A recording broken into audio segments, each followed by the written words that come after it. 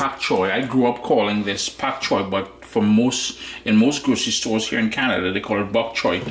It's planted low in dirt, and you can see, I don't know if you can see the dirt in the sink there, but you need to remove, and there's a prime example of that dirt. You need to remove each leaf individually before we chop it up and give it a good rinse, even all up inside here.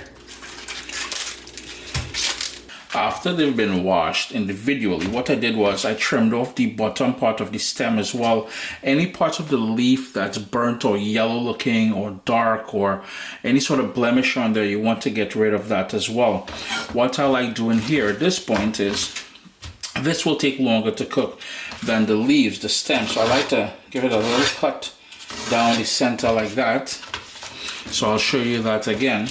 Then I'm gonna make a pile of them, and I'm gonna chop them up. So let's do a couple more. Let's try to keep it as even. And the discoloration there is not dirt. This has been washed thoroughly. It's just the nature of things. Sometimes it's just discolored, you know what I mean? So just gonna give that some little cuts like that. Boom, bam, stack it up, put it together. And then you're gonna cut it, dice it up into small pieces.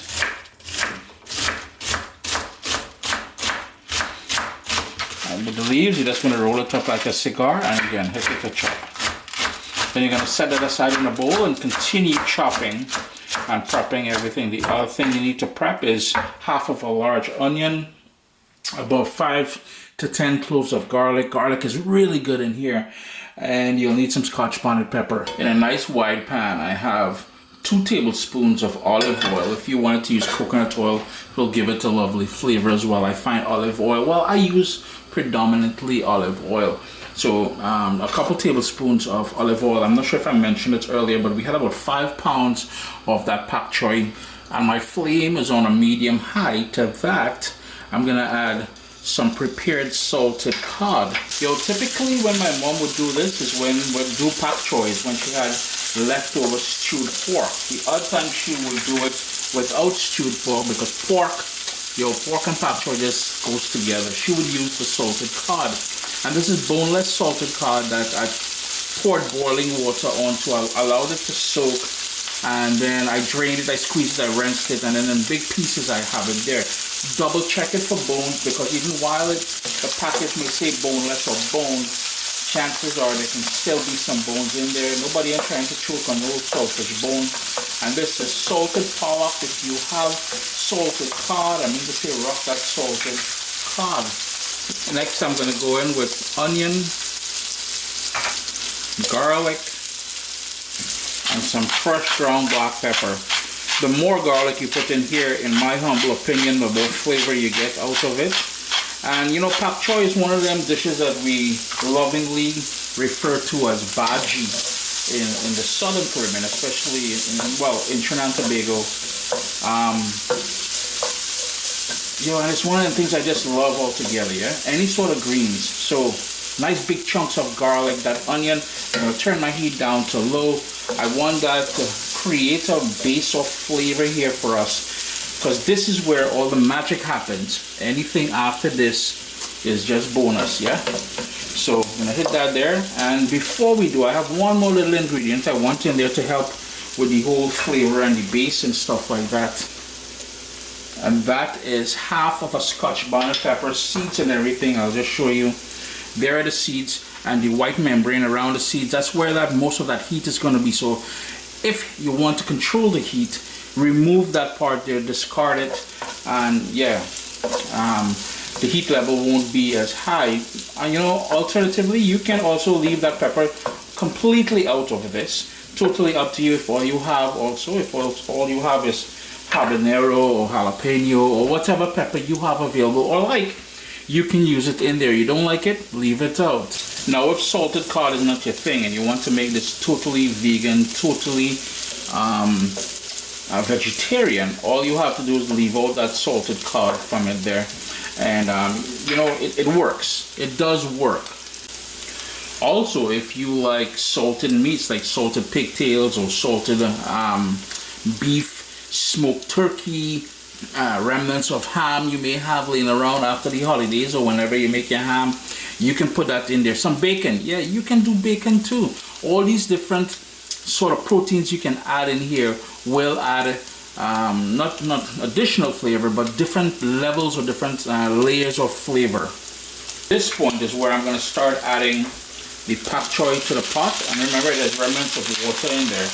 And the reason for using a wide pan as I did there, this is going to pile up, but it is going to wilt down. I'm using a pan that I won't need a lid for, because I find that if you put a lid, it's going to create steam, and that steam is moisture, and the more moisture you add in there, it's just going to take longer to cook, and we're trying to not overcook this. So just keep piling it on, give it a toss ever so often, and it will wilt down.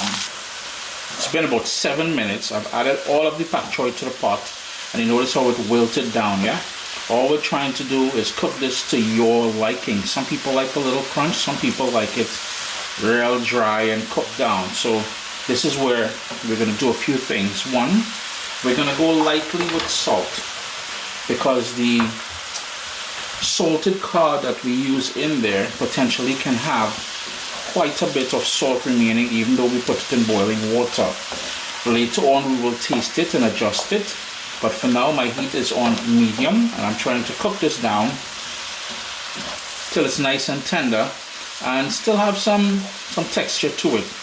The Scotch bonnet pepper is adding all that flavor in there. I want to add one more thing, and that is some cherry tomato. Totally optional. And when I say optional, I mean you can use cherry tomato or you can use regular tomato. This is just what I have in the fridge. And the reason for adding the tomato, not only does it brighten up the dish a bit, it brings that a little bit of acidity to the game and helps balance off the flavors. It's been just under 30 minutes since we added the pak choy to the pot. This is 90% to where I want it to be. Taste it for salt at this point. Adjust the salt to your own liking. And you know, you can cook it some more. I'm gonna let it go for about 5-10 minutes more, because I want it just a little bit more dry. Notice there's still a tiny bit of liquid on the bottom there. I want to get rid of that. So those are two ways you can personalize this. You can stop it right now if you want, or you can cook it further. Sup soldiers, listen, if you enjoy this recipe, I'd really appreciate it if you hit subscribe and click that bell notification thing. If you've made the recipe, take a picture and send it to me. Email address down here. I mean, trying to tell people the email address, them butts will take the address and do all kind of thing with it. And tag me on Instagram at Caribbean Pot. I really appreciate you guys, and thanks for being in my kitchen with me today. Irie.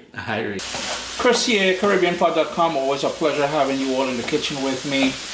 Yo, a nice little something here with some pak choy. You're gonna love this one, man. Give it a try. Irie?